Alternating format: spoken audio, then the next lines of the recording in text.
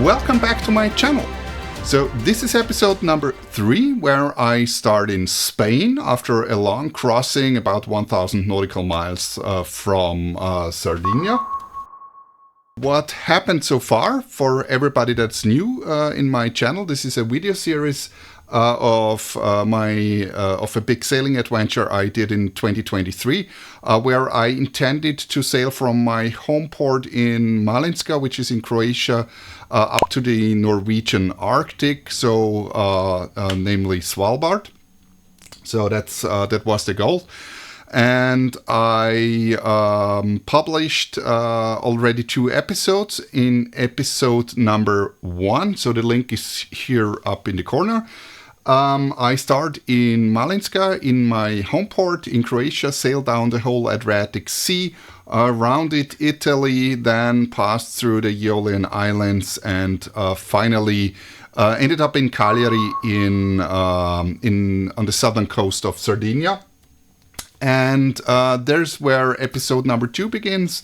And in episode number 2, I sail across the Western Mediterranean basin, starting in Cagliari to the west, where I finally ended up here in Benalmadena, which is in southern Spain. And this was a fantastic hell of a ride. It was really great sailing. But again, here is the link. Go back.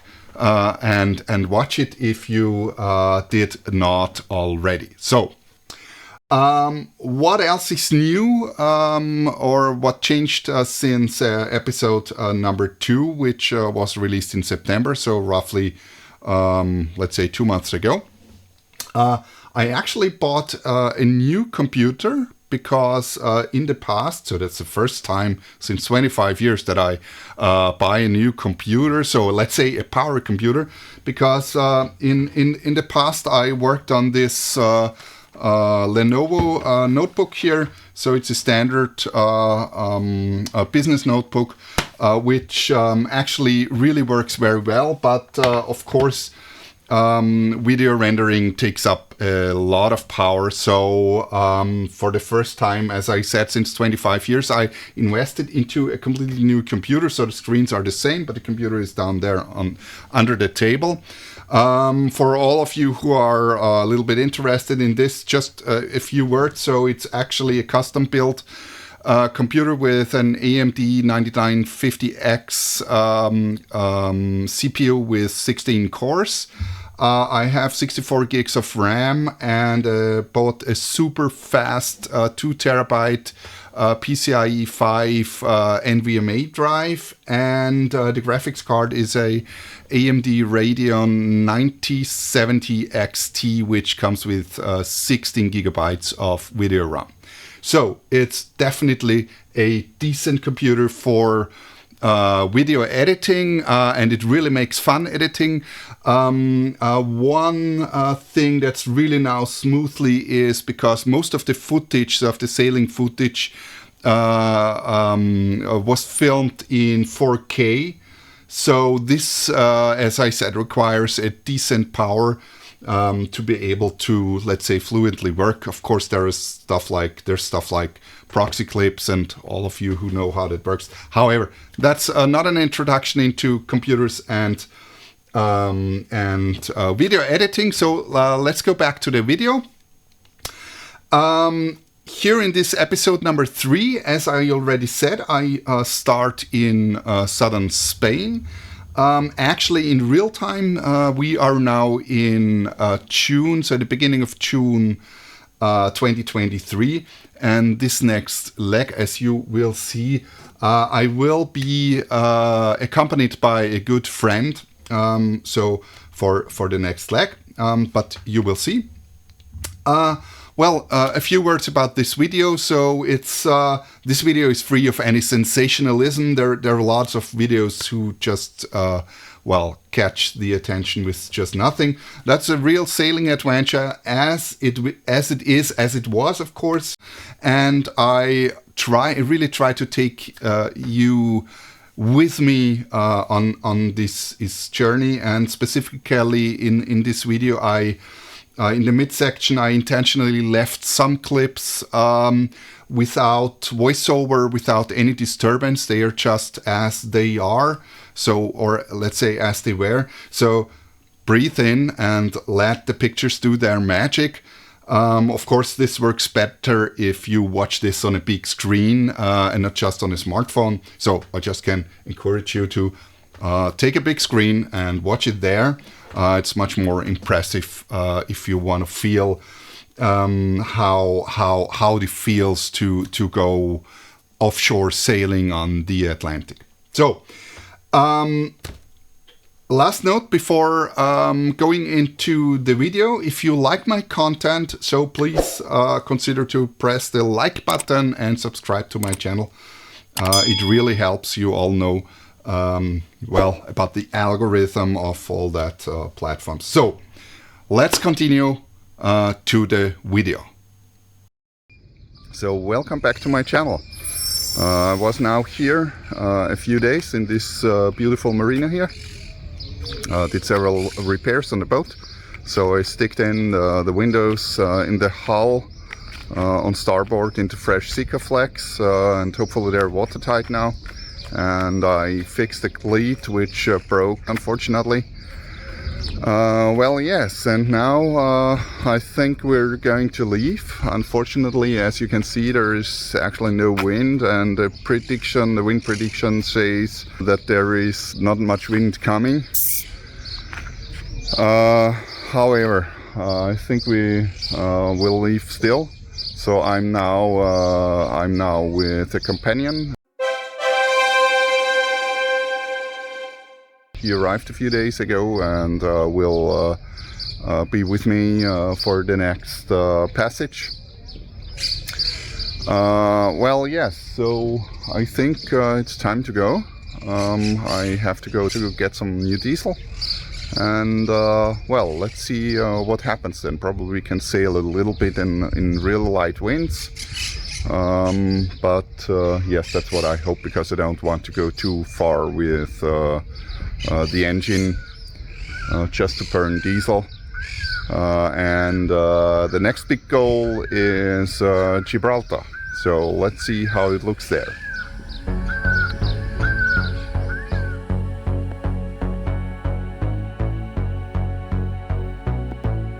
We set out on the morning of the 4th of June, heading for the Strait of Gibraltar. As expected, there was little or no wind, so we decided to anchor off Marbella for the first night.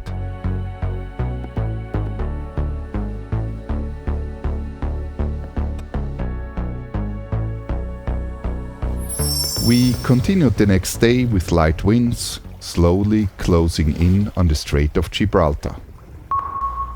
In the distance, clouds began to form, a sign of higher terrain ahead. Soon the famous Rock of Gibraltar appeared faintly through the mist. It can be seen from many miles away, thanks to its height of 426 meters, or roughly 1400 feet. Before long, the shipping traffic began to thicken. No surprise, as this is one of the most important freight routes in all of Europe.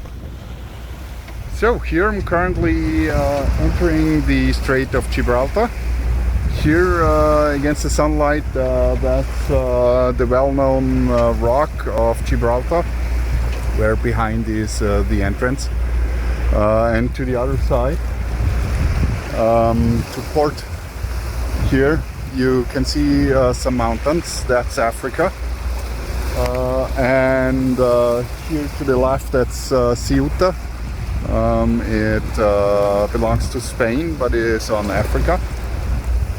Well, yes, and exactly in this direction we are heading to the west, into the direction of the Atlantic Ocean.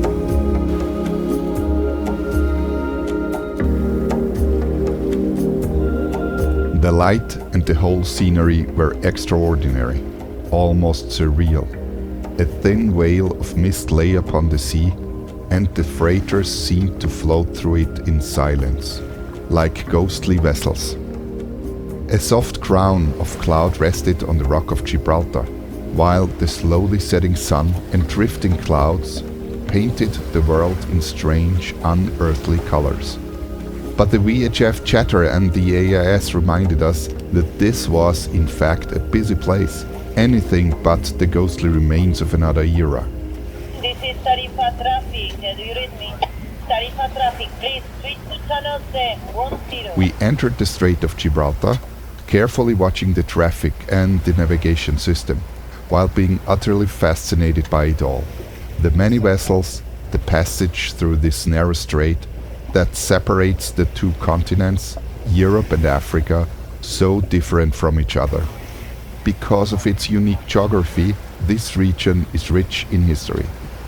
On each side of the strait, high mountains rise. In the north, the Rock of Gibraltar, and in the south, Jebel Musa, which means Mount Moses in Arabic. In ancient times, these two peaks were known as the Pillars of Heracles. Heracles, the greatest hero of Greek mythology, was said to have performed 12 labors. In his 10th task, he had to fetch the cattle of the three-bodied giant Geryon, and the Pillars of Heracles marked the western limit of his travels. According to the ancient historian Herodotus, writing about 450 BCE, these pillars mark the end of the known world. And according to the philosopher Plato, beyond the Pillars of Heracles lay the mysterious island of Atlantis. We sailed through the Strait of Gibraltar, night began to fall and the wind picked up. Then, as now, the Pillars of Heracles funnel the wind through their narrow gate and lead to a different world. Dark clouds and increasing wind, but there's more. The looming threat of Orcas presses ever more heavily upon us, like a shadow we cannot shake. And although the wind would have been perfect to carry us northwest, we weren't brave enough to face the dangers. Since 2020, orcas, also known as killer whales, have attacked and sometimes even sunk sailboats in the Atlantic around the Strait of Gibraltar. The official recommendation is to travel by daylight and stay in shallow waters. This, however, adds an additional risk. The Spanish southern coast is a major tuna fishing ground. Here, huge stationary fishing nets lie in wait, only sparsely lit, if at all. Soon, we could see the light of Punta Tarifa, and we decided to anchor there, rather than sailing any further that night. I made this choice to avoid an emergency in pitch black darkness on a rough sea. The next morning was stormy. Fear of the orcas had taken hold of my mind, a weight heavier than the waves around me. So we decided to go alongside in the port of Tarifa, in the southernmost town of mainland Europe, and took a day off to enjoy life in town before continuing our journey.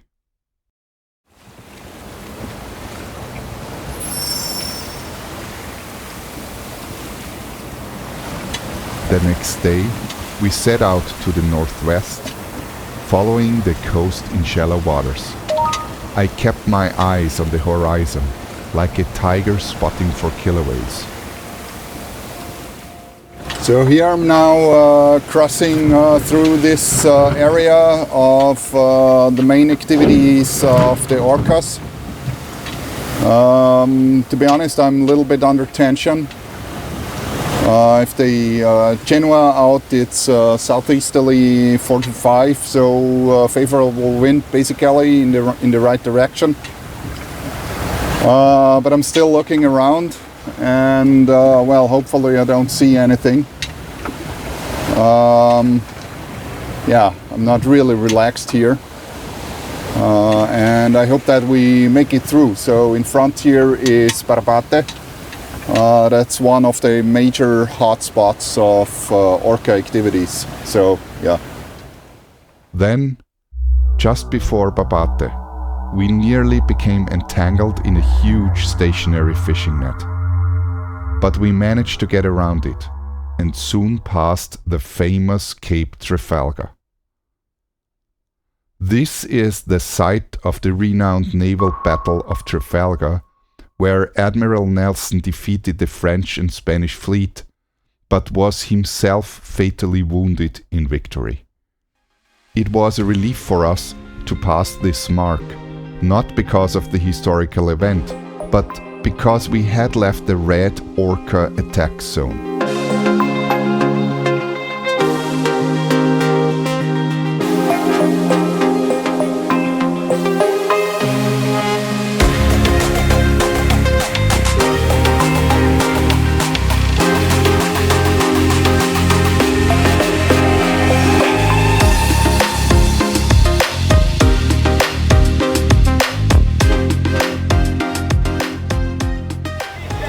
So now we managed to go through the area of main orca activity. So actually here in this region, this is between Cadiz and Portugal, is still activity, but it's not so high.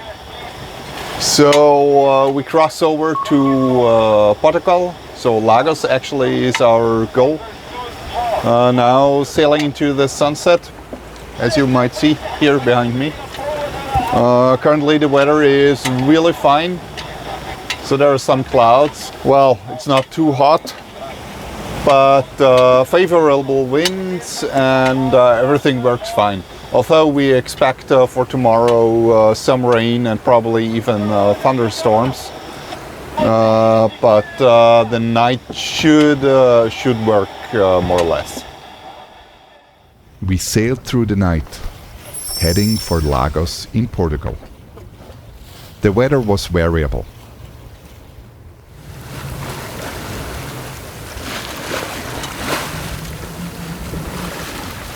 I prepared with my pilot book for Lagos, since it lies in the estuary of a river, just to avoid any tidal surprises.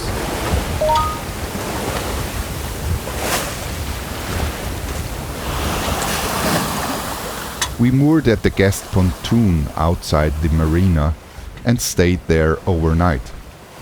Unfortunately, it was a national holiday in Portugal, so the office was closed.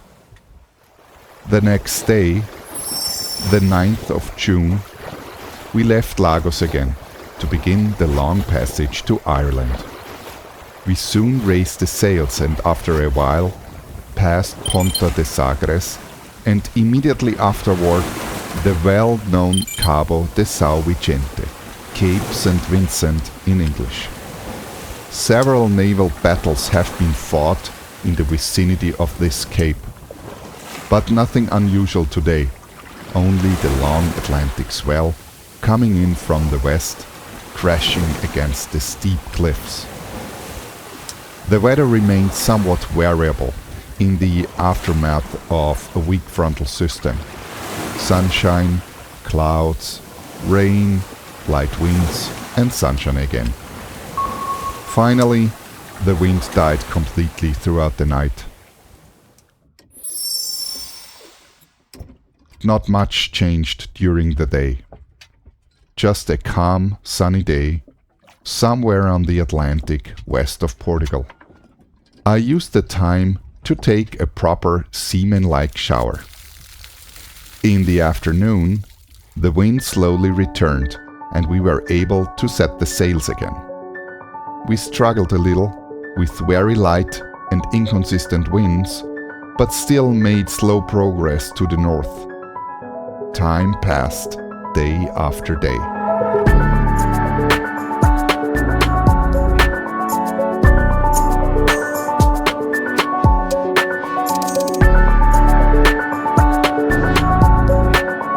We had many meaningful discussions and filled the time with all sorts of tasks.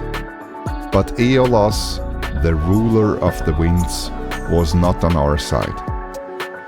Or perhaps the Atlantic isn't his realm. beyond the pillars of Heracles, his power fades.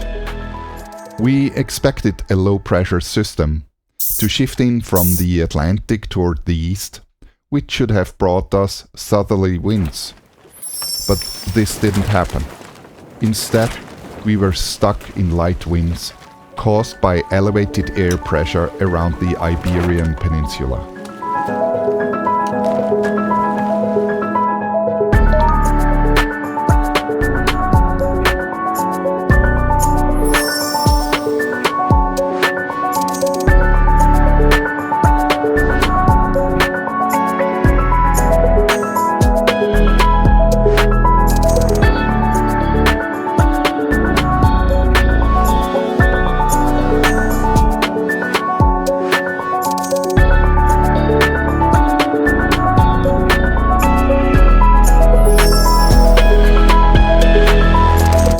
Northwesterly winds pushed us closer and closer to the Portuguese coast. Day after day passed with no significant progress, and the predicted low with its southerly winds didn't arrive. Finally, we made the choice to head about 70 nautical miles west, passing through the traffic separation scheme of Finisterre to catch some favorable winds. And this move finally paid off.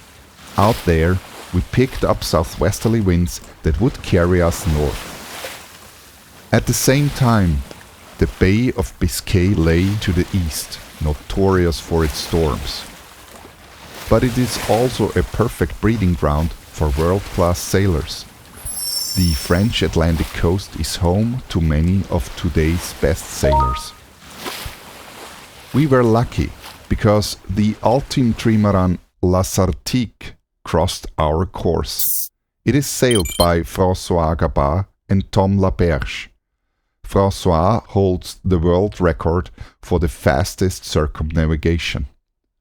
Also, Maxime Sorel, another French world-class sailor, crossed our way. After heading further west, we had made notable progress, although the weather remained mixed. Sunshine, rain, and thunderstorms. The silence out there is amazing. It is very special.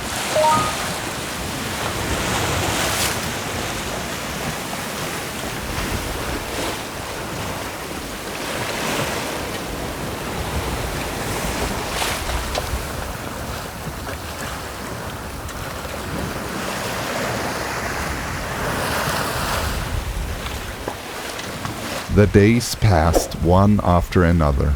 The wind blew constantly from the southwest, bringing us steadily north.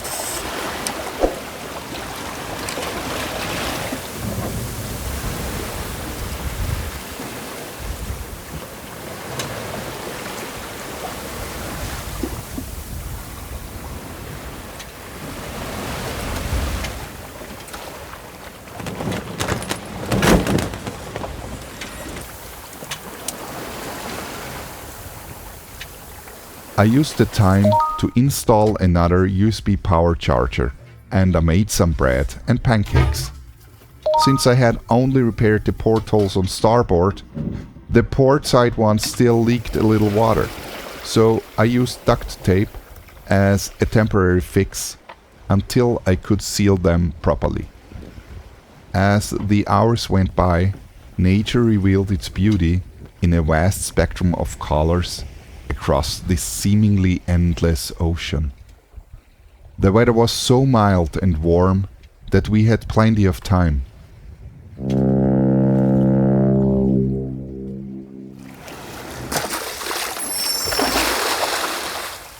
We carried some sand with us, because it is said that tossing sand into the water scares off the orcas.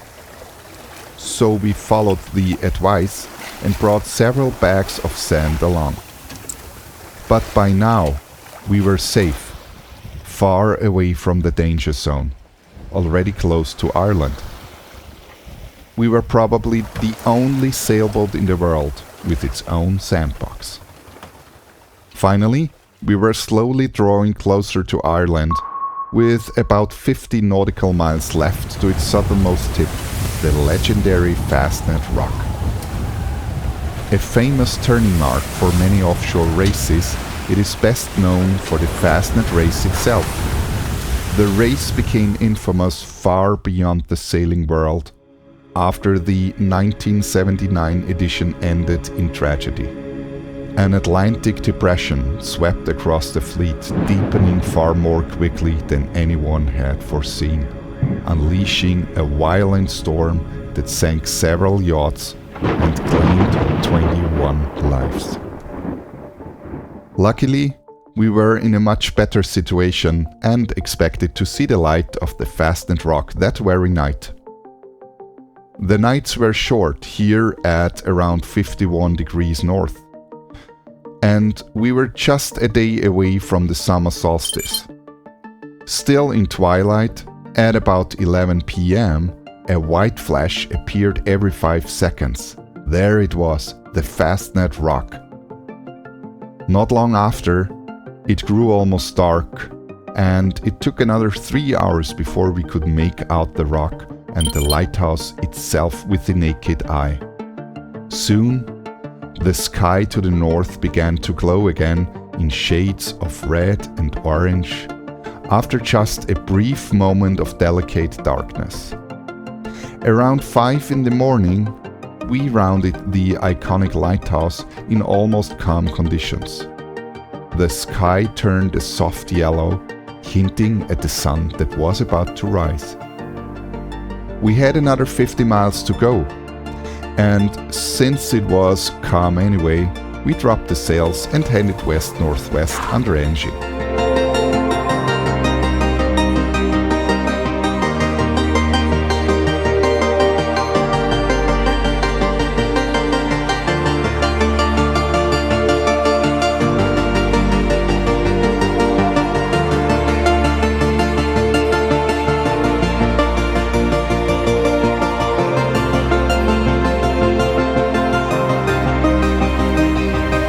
A few hours later, a light breeze came up and we continued under sail. The meadows were green, with scattered farmhouses here and there, cattle everywhere, and a few sheep as well.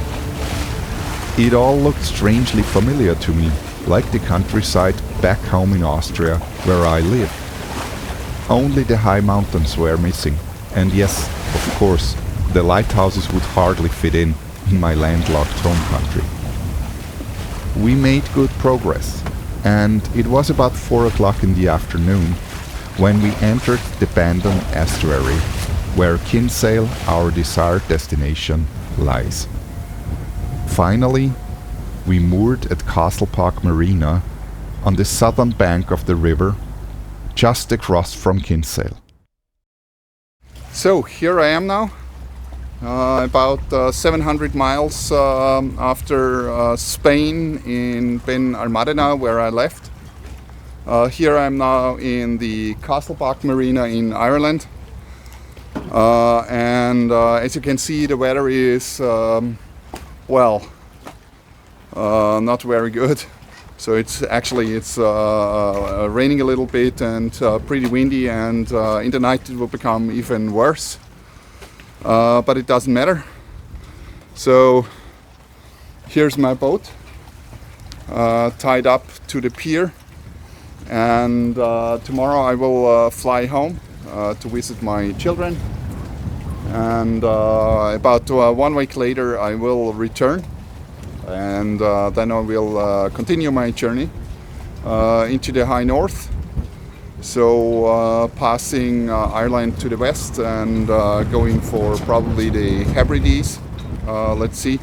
Actually, I plan to go to Norway, but probably I stop there to visit somebody. Yes, I will see. So here I am now, and see you next time in the next episode of my journey. See you then. So that's it. Here we are again. So this was leg number 3 from Spain to Ireland. Here I have some numbers for you. In the video I said 700 nautical miles, but that's completely incorrect. I don't know how I got this number. It's easily verified. That's far too short.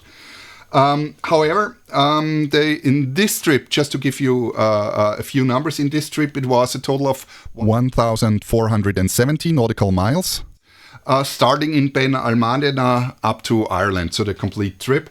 And we really did 1,220 nautical miles under sails, which is most of the trip. In total, it was 17 days, and it was 12 days non-stop, starting in Lagos. So I showed you we went down, then stopped in Tarifa, then headed up to Lagos, and then from Lagos it was a non-stop trip to Ireland, which was starting from Lagos, so counting from Lagos, 12 days. A few words about the Starlink, because in the first episode I mentioned, and in the second as well, I mentioned that Starlink did not work offshore. So in this episode, I didn't mention it in the video, but it happened during this episode or during this leg. We found out that there in the app or in the subscription page of Starlink, there is an option which is called the offshore option, and you can just check it to switch on offshore. And if you switch it on, then you are able, so you will receive internet if you go into international waters. So which means if you go further than 12 nautical miles off the coastline. And actually, my friend discovered this, so he's a very knowledgeable guy. And, well, yes, just a hint, if you come inshore again, then turn it off again. Otherwise, it will be expensive. I know that very well, because I forgot to switch it off, and I paid about almost 300 euros for that. Yeah. Okay, however, switch it off again. So, then in the last episode I introduced my book, so here it is again to the German speaking audience. So if you need a Christmas present or something, consider to buy one of my books, Allein, nach über den Atlantik. It contains a lot of details about this whole journey, far more than, of course, you can find in this video, because the videos would be too long, of course, and then they may get boring, of course. So consider buying this book, and I made some minor but some progress with translating this to English, because I told you in the last episode that I really considered to translate this on English, but it's a big project and it will take some time. So, if you like my content, you also can do some donations. You can do this on PayPal or on Buy Me a Coffee. The links are, of course, down below in the description, and you can also consider to follow me on Instagram, where I post in the stories, well, all kinds of updates, not just about sailing, about all kinds of stuff that is going on in my life. So that's it. Finally, consider to press the like button and subscribe to my channel. And if you have some comments, or just let me know what you think down in the comment section below. You can write what you like, or some improvements, or what you think. Just leave a comment. I would be very happy to answer your comments. So that's it. Stay tuned, stay salty until the next episode. I'm Bernhard from the Austrian mountains.